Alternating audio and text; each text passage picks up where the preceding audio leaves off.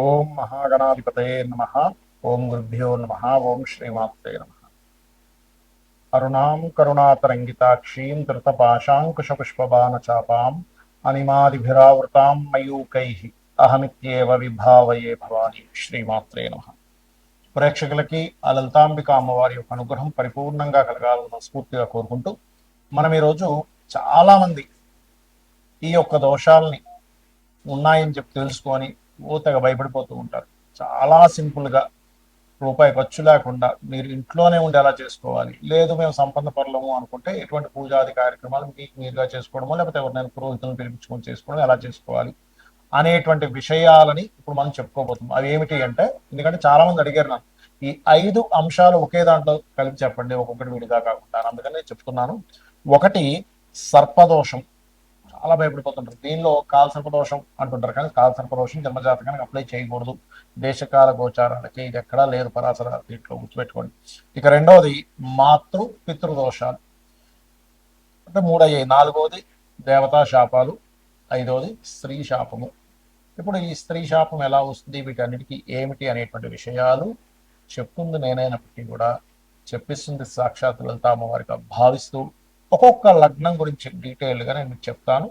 అలాగే ఎండింగ్లో అసలు జాతకమే లేని వాళ్ళకి ఎటువంటి సిమ్టమ్స్ ఉంటాయి, ఆ సిమ్టమ్స్ని బట్టి మీకు ఇది ఉంది అని అర్థం చేసుకుని మీరు ఎలా చేసుకోవాలని కూడా చెప్తాను.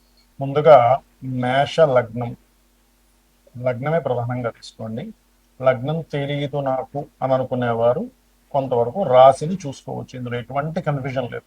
ఒక కన్ఫ్యూజ్ అవ్వకండి. నన్ను చాలా మంది ఏమంటే రాశి చూడాలి, లగ్నం చూడాలి, సో నో కన్ఫ్యూజన్. అయితే ఇక్కడ మీకు మొట్టమొదటిగా అసలు సర్పదోషాలు. మేషలగ్నానికి కుజుడు అధిపతి కాబట్టి మీ కుజుడు గనక రాహుతో కానీ బుధుడితో కానీ లేదా కుజరాశుల్లో రాహు ఉన్నా, లేకపోతే మరీ ఎక్కువ పాపగ్రహాలతో వెళ్ళి కనెక్ట్ అయ్యి దానికి రాహుకేతులు కనెక్టివిటీ ఉన్నా దీన్ని సర్పదోషము అంటారు. సింపుల్. దీని నుంచి మన జీవితం ఏదో అయిపోతుంది ఇంకేమీ కాదేమో అనుకోకండి. కొంచెం ఎక్కువ శ్రమించాలి దీని అర్థం, అంతే, అంతకుమించి చేయలేదు. కాలము, సర్పం అంటే ఏంటంటే కాలం. అందుకే చూడండి, మన ఇతను శివుడు మెడలో వేసుకుంటాడు సర్పం. ఇదంతా నేను క్లాస్లో చెప్తాను, ఇక్కడ కాకుండా. అయితే ఈ సర్పదోషం ఉన్నప్పుడు మీరు చేయవలసింది ఏమిటి అంటే, సర్పసూక్తం వినండి సరిపోతుంది. లేదు, రావి చెట్టు చుట్టూ ఉన్నటువంటి సర్పాలకి మన పసుపు కుంకుమ గంధం కలిపిన వాటర్ వేయడము. అలాగే మరొక విషయం ఏంటంటే, ఈ సర్పదోషానికి ముఖ్యంగా మీరు మీ లగ్నానికి పంచమాధిపతి రవి అవుతారు కాబట్టి సూర్య నమస్కారాలు ఎక్కువగా చేస్తూ ఉండండి. మీకు ఏ దోషం ఉన్నా ముందుగా మీరు చేయవలసింది ఏంటంటే సూర్య నమస్కారాలు మేషలగ్నం వారు. అలాగే కుజుడు ఎలా పాడయ్యాడు ఏంటని తెలుసుకోవాలి. మీకు మీరే తెలుసుకోవచ్చు సర్పదోషం ఉందా లేదా అనేది. ఇక మాతృ పితృదోషాలు అంటే చంద్రుడు పాడైనా రవితో పాటు గురువు కూడా పాడైతే, మీకు చంద్రుడు పాడైతేనేమో మాతృదోషం, రవి గురువులు ఇద్దరు కలిసి పాడయ్యారు మేషలగ్నానికి, పితృదోషము. దీనికి ఏమిటి అంటే, ఎప్పుడు కూడా చంద్రుడు ఎలా పాడవుతాడు, పాపగ్రహాలతో ఉండి పాడవుతాడు. అప్పుడు మెడిటేషన్ చేయడం. మీ లగ్నానికి ఫోర్త్ లార్డ్ చంద్రుడు. జనరల్గా అందరికీ చంద్రుడు మాత్రకారకుడైనా మీకు లగ్నానికి అండ్ జనరల్గా కూడా అవుతాడు కాబట్టి కాస్త మెడిటేషన్ చేయడము. నీళ్ళని మనకి చూడండి, మనకి ఇక్కడ చలివేంద్రాలు పెడుతూ ఉంటారు, అటువంటివి ఏర్పాటు చేయడము. గోవులకి ముల్లంగి తినిపించడం, ఇవి ఎక్కువగా చేస్తూ ఉండండి. ఇక పితృదోషాలకైతే పితృ తర్పణాలు చేయడము, స్వయం పాకం ఇవ్వడము. రవి గురు గ్రహాల దగ్గర దీపారాధన చేయండి, ఖచ్చితంగా దోషం క్లియర్ అవుతుంది. దాంతోపాటు రవి గురు గ్రహాలకు ఏదైనా పాపగ్రహ సంబంధం కనుక వచ్చినట్లయితే అప్పుడు మరింత ఆ ఏ గ్రహాల ద్వారా వచ్చిందో చూసుకోండి. మీ పర్సనల్ చార్ట్కి, అందరికీ కాదు, మీకు పర్టికులర్గా రవి గురు గ్రహాలకి. ఇక దేవతా శాపము, స్త్రీ శాపం. దీనికి నేను మీకు ఒక్కదానికి లలితహాసనామాల మంత్రం కూడా చెప్తాను ఎండింగ్లో. ఏమిటి దేవతా శాపం ఏమిటి అంటే, 9వ స్థానం పర్టికులర్గా పాడవుతుంది, లేదా పంచమ స్థానం పాడవుతుంది. 9వ స్థానం పాడైతే దేవతా శాపం. గురువు పాడైనా, 9వ స్థానం పాడైనా, మీ లగ్నం నుంచి 9th లార్డ్ పాడయ్యాడంటే మీకు దైవానుగ్రహం సరిగ్గా లేదు. అంటే పూర్వజన్మల్లో మీ వంశీకుల్లో ఎవరో దేవతా సంబంధించిన దోషనో లేకపోతే దేవతా సంబంధించిన దోషం ఏదో చేశారని అర్థం. అప్పుడు ఏం చేయాలి, చక్కగా లలితాహస్నామాల్లో నామం ఉంటుంది. ఓం హరనేత్రాగ్ని సందగ్ధ కామ సంజీవన ఔషధి అని అమ్మవారికి పాదాలు పట్టుకొని మీరు కనుక చేస్తే ఖచ్చితంగా క్లియర్ అయిపోతుంది. ఇక స్త్రీ శాపం. పూర్వజన్మల్లో స్త్రీని కనుక బాధ పెడితే వస్తుంది అంటారు దీన్ని. దీనికి శుక్రుడు పాడయ్యాడు, 7th హౌస్ పాడైంది భార్య ద్వారా, లేదా 3rd హౌస్ పాడే శుక్రుడు పాడేయాడు, లేదా 3rd లార్డ్ పాడేయాడు, అక్కచెల్లెల ద్వారా వస్తూ ఉంటుంది. కాబట్టి ఏంటంటే మీరు దీనికి శ్రీమాత్రైన మహానే మంత్రం చేసుకోండి, అన్ని విధాలా మీకు బాగుంటుంది. జాతకం లేదు కానీ నాకు ఏదో దోషం ఉందని అనిపిస్తుంది అన్నప్పుడు సింటమ్స్ ఏంటి? మొట్టమొదటిగా మనం సర్పదోషాన్ని తీసుకుందాం. సర్పదోషం యొక్క సింటమ్స్ ఎలా ఉంటాయంటే, మీరు ఎంతో ప్రయత్నం చేస్తుంటారు, ఎంతో మంచి వాళ్ళు ఉన్నా కూడా చాలా మంది అంటుంటారు చూడండి, నేను ఎవ్వరికీ అన్యాయం చేయలేదండి కానీ ఎందుకు నాకు ఇలా ప్రతికూలంగా ఉంది, నేను ధర్మంగా ఉన్నాను, దేవాలయానికి వెళ్తున్నాను, నిత్య పూజ చేసుకుంటున్నాను, నిత్య దీపారాధన చేస్తున్నాను, గాయత్రి చేస్తున్నాను, ఎందుకు అనుకూలించట్లేదు అంటుంటారు. అంటే మీకు కాలం అనుకూలించట్లేదు, దాన్ని కాల సర్పదోషం అంటారు. అయితే ఈ కాల సర్పదోషము దేనికి? అందరూ అనుకునేది ఉట్టి కాల సర్పదోషం కాలానికి. అంటే ఏంటి? ఈ దేశంలో మనకి వానలు వర్షాలు వస్తాయి, తుఫాన్లు వస్తాయి, ఇలాంటి వాటికి చెప్పాలి. కానీ ఈ కాలసర్ప యోగంలో ఉన్నప్పుడు మీకు ఎఫెక్ట్ ఉంటుందా అంటే, దేశకాల పరిస్థితులు మనకి చూడండి, కరోనా వచ్చింది, జనరల్ గా అందరికీ ఎఫెక్ట్ ఉంటుంది. అప్పుడు నీ ఒక్కరికని కాదు, కాలసర్ప దోషం అనేది అందరికి ఎఫెక్ట్ ఇచ్చేది. ఇది కాలంలో ఏర్పడినప్పుడు తుఫాన్లని ఇవన్నీ అని సర్పదోషం ఉంది.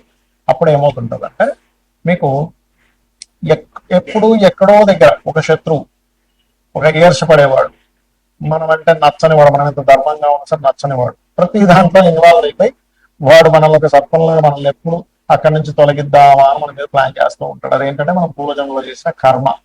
ఎప్పుడైనా గుర్తుపెట్టుకోండి, మనకి ఒక జరుగుతుంది అంటే అది పాస్ట్ లైఫ్ లో మనం చేసుకున్న కర్మ ఆ రూపంలో ఆ వ్యక్తిలోకి ఎంటర్ ఇస్తుంది. అలా కాదంటే మన కర్మ కాదు, వాడే కావాలని చేస్తున్నట్టు వాడు కొత్త కర్మని క్రియేట్ చేసుకుంటున్నాడు. అది మనం అర్థం చేసుకొని నిత్య దీపారాధన, రావి చెట్టు చుట్టూ ప్రదక్షిణం చేసి వాటికి పసుపు కుంకుమ గంధం చేయడం.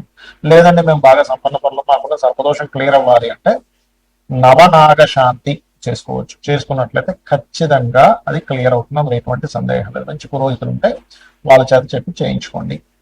ఇక రెండవది, ఇక్కడ మాతృపితృ దోషాలు అసలు ఇవి ఎందుకు ఏర్పడతాయని తెలుసుకోవాలి. మూలం తెలుసుకోవాలి. మనం ఇప్పుడు కూడా ఏర్పడింది అని కాదు, జాతకం తెలియదు కానీ మదర్తో పడట్లేదు. అందరూ నలుగురు పిల్లలు ఉంటే ఒకసారి చూడండి, నలుగురు సంతానం ఉంటారు, తల్లిదండ్రులు చాలా మంచి వాళ్ళు, చాలా ధర్మాత్ములు, అయినా ఎందుకో ఆ అబ్బాయికి తల్లికి పడదు, లేదా అబ్బాయికి తండ్రికి పడదు. ఏమిటి అర్థం కాదు. ఆ అబ్బాయి ఒక రకంగా ప్రవర్తించడం, లేకపోతే ఈ అబ్బాయి లేదా ఈ అమ్మాయి దగ్గరికి వచ్చేసరికి వాళ్ళ యొక్క ప్రవర్తనలో చాలా మార్పులు వచ్చేస్తుంటాయి. ఏమిటి ఇలా మార్పులు వచ్చేస్తున్నాయి అని అనిపిస్తూ ఉంటుంది. వాళ్ళకు కూడా అర్థం కాదు, తల్లిదండ్రులకు కూడా అర్థం కాదు. లోపల లోపల వాళ్ళు ఫీల్ అవుతుంటారు, ఏమిటి నేను ఈ అబ్బాయి దగ్గరికి వచ్చేసరికి నాకు డబ్బులు చాలవు, అరే ఇప్పుడు లేవురా అంటే వాడు ఫీల్ అవుతుంటాడు, లేకపోతే ఇప్పుడు లేవు అమ్మ తర్వాత చూద్దామంటే ఫీల్ అవుతుంది, అందరికీ ఇచ్చో నాకు మాత్రం ఇవ్వ అంటే ఏంటవుతుందంటే, మాతృపితృ దోషాలు ఉన్నప్పుడు వాడు వాంటెడ్ గా పూర్వజన్మలో ఉన్నటువంటి కర్మ వల్ల చేసేది ఒకటైతే, వాంటెడ్ గా చేస్తున్నట్టు కూడా కొన్నిసార్లు అనిపిస్తుంటది పిల్లలకి. కాబట్టి ఇదంతా ఎందుకు జరుగుతుంది? తల్లిని పూర్వజన్మంలో ఏదో ఇబ్బంది పెట్టాడు, అది ఈ కర్మ ఈ జాతకుడు కావచ్చు, జాతకురాలు కావచ్చు అనుభవించాలి. అలాంటప్పుడు తెలియక చేసే పిచ్చి పనులు ఏంటంటే, మళ్ళీ తల్లితో మళ్ళీ ఫైట్ చేస్తూ ఉంటాడు. దూరంగా ఉండంటే ఆవిడ వదిలేమని కాదు, ఏమన్నా సరే సైలెంట్ గా ఓకే అమ్మ రైట్ మీ పని మీరు చేసుకోండి, శ్రీమాత్రే నమః అనుకుంటూ ఉండండి. ఖచ్చితంగా క్లియర్ అవుతుంది సమస్య అనేటువంటిది. లేదా మెడిటేషన్ చేసుకోండి, అమ్మవారిని పట్టుకోండి, అమ్మ నేను ఏదో పూర్వజన్మంలో తల్లిని ఏదో ఇబ్బంది పెట్టుకుంటాను, చికాకు పెట్టుకుంటాను, చాలా నా వల్ల బాధపడుతుంది, ఈ జన్మలో అందుకే నాకు ఈ కర్మ ఈ రూపంలో వచ్చింది అని అనుకొని ఏమీ అనుకుంటా మీ పని చేసుకుంటూ వెళ్ళండి. ఒక్కోసారి అత్తగారి రూపంలో కూడా వస్తుంది, కాకపోతే అది కొంచెం దశమ స్థానము చతుర్థ భావాలు కూడా పాడవుతాయి. ఇక పితృదోషం అనేది సింహరాశి పాడైనా, రవి పాడైనా, మీ లగ్నం నుంచి 9వ స్థానం పాడైనా వస్తుంది కామన్ గా. అయితే ఇక్కడ మీకు ఎలా ఉంటుందంటే, తండ్రి పాపం ఏదో మీకు ఫేవర్ చేద్దామంటుంటే గొడవ వస్తుంటది, మీరేదైనా చేస్తుంటే తండ్రి ఒప్పుకోరు. అది ఎలా ఉంటుందంటే, తండ్రి రూపంలో కొంత వస్తుంది. కొన్నిసార్లు మనం ఎన్ని ప్రయత్నాలు చేస్తున్నా పితృదేవతల అనుగ్రహం ఉంటుంది అక్కడ. ఎందుకు అంటే ఎక్కడో పితృదేవతల యొక్క లైన్ కట్ అయిపోయింది మీ వంశంలో. కట్ అయిపోయినప్పుడు ఏమవుతుంది, దాని సిమ్టమ్స్ ఎలా ఉంటాయంటే, సంతానం సరిగ్గా లేకపోవడము, తక్కువ ఏజ్ లోనే మరణాలు జరగడం. చూడండి, కొంతమంది అంటుంటారు, మీరు చూస్తే గనక ఏమిటోనండి మా ఇంట్లో 40-45 ఏళ్ల కంటే ఎక్కువ బతకట్లేదు మగపిల్లలు, తీరా చూస్తేనేమో పిల్లలేమో అనాథలుగా అయిపోతున్నారు. బికాజ్ ఆఫ్ మీకు ఉండేటువంటి పూర్వజన్మ కర్మల్ని తీసేటువంటి శక్తి దేవతలకి పితృదేవతలకి ఉంటుంది. అంటే పూర్తిగా తీసేయడం అని కాదు, దాని నుంచి ఒక రక్షణ కవచంగా నిలబడుతుంది వాళ్ళ యొక్క ఆశీర్వాదం అనేటువంటిది. కాబట్టి ఇక్కడ ఏమవుతుందంటే, ఈ యొక్క కాంబినేషన్స్ ఎప్పుడైతే ఇలా ఉన్నాయో మీకు ఇబ్బంది వస్తూ ఉంటుంది. అప్పుడు కూడా ఏంటి, తండ్రితో ఫైటింగ్ చేయడం, తండ్రి ఏదో ఇవ్వకపోవడం, నలుగురితో ఒకలాగా మీకు ఒకలా చేయడం, ఇలాంటివి జరుగుతూ ఉంటాయి. ఎందుకంటే అక్కడ నుంచి దోషం ఉంది, యోగం లేదు. ఇక్కడ మనం అర్థం చేసుకోవాల్సిన విషయం ఏంటంటే, అక్కడ దోషం ఉంది, యోగం లేకపోవడం వల్ల దోషం వల్ల రావట్లేదు, యోగం ఉండుంటే వచ్చేది అని మీరు అర్థం చేసుకోవాలి. దానికి సింపుల్ గా నేను ఇందాక చెప్పినట్టుగా పితృతర్పణాలు లేనట్లయితే అమావాస్య నాడైనా సరే పితృదేవతలకి పరంగా మీరు వాళ్ళ కోసం స్వయం పాకం ఇవ్వడం, అంటే బియ్యము, 2 రకాల కూరగాయలు, పప్పు, ఉప్పు, మిరపకాయలు ఇవన్నీ కల్పిస్తారు. అంటే వంట సామాగ్రి ఏదైతే అంతా ఇస్తారు. అలా ఒక బెండకాయ ఒక వంకాయ ఇస్తే పాపం వాళ్ళకి సరిపోదు, వాళ్ళు పాపం బాధపడతారు. అది ఇక దేవతా శాపం. దేవతా శాపం అసలు ఎందుకు వస్తాయి అంటే అందరూ అనుకుంటారు పూర్వీకుల్లో ఎవరో గుడిలో ఏదో చేశారు, విగ్రహం ఎత్తుకుపోయారు మురారి సినిమాలలోగా అని అనుకుంటారు. కాదు, అది చాలా పెద్ద దోషం. అది అది తప్పని కాదు నా ఉద్దేశంలో. కానీ ఇక్కడ ఏమిటి అంటే మీ యొక్క పూర్వజన్మల్లో లేకపోతే ఈ జన్మల్లో కూడా ఇంట్లో చేసేటువంటి అగ్నితో చేసేటువంటి దోషాలు కొన్ని ఉంటాయి. అంటే స్నానం చేయకుండా వంటగదిలోకి వెళ్ళడం, స్త్రీను బయట చేరినప్పుడు వంటగదిలోకి వెళ్ళడం, ఇవన్నీ కూడా కొంతవరకు అగ్నిదేవుడికి సంబంధించిన శాపాలు, కొంత సర్పదోషాలు కూడా వస్తాయి వాటి వల్ల. అలాగే దేవతా సంబంధించినటువంటి విషయంలో చూడండి, కొన్ని ఎన్రోల్మెంట్ డిపార్ట్మెంట్స్ లో ఉంటూ అక్కడ సొమ్ముని తినేయడం, లేకపోతే దేవుడు మాన్యాన్ని, అంటే దేవుడు అంటే భగవత్ సంబంధించిన ఆలయానికి సంబంధించిన భూములు ఉంటే వాటిని జాగ్రత్తగా వాళ్ళు కైవసం చేసుకుని వాటిని వాడేసుకోవడం, అది చాలా పెద్ద దోషం. అదేంటంటే ఒక వంశాలను నాశనం చేసేస్తుంది. పెట్టుకోండి, అస్సలు పొరపాటును కూడా. అసలు మీకు దానం ఇస్తేనే, ఎవరైనా భూమి దానం ఇచ్చారనుకోండి, పురోహితులకి ఎవరికైనా బ్రాహ్మణులకి ఇవ్వాలి, ఏదో కుజదోషం ఉంది అని భూదానం ఇచ్చారు అంటే, కుజదోషం ఉంటే అందరూ ఇవ్వాలని కాదు, 4వ స్థానం పాడే ఇస్తారు కోసం.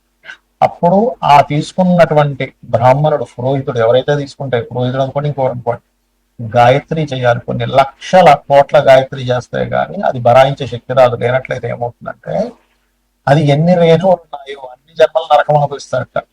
గాయత్రి భూదానం అంటే అది ఈజీ కాదు. భూదానము, సువర్ణ దానం ఇలాంటివన్నీ ఇవేవో నవగ్రహాలకి చిన్న దానాలు లాంటివి కాదు. అందరూ సరదాగా తీసేసుకుంటారు, సువర్ణ దానం అండి ఇచ్చేసేయండి అని. అంత ఈజీ కాదు. కాబట్టి దీనికి మరి ఏమిటి అంటే ఓం హరనేత్రాగ్ని సందగ్ధ కామ సంజీవన ఔషధి అనే మంత్రం చేసుకోండి.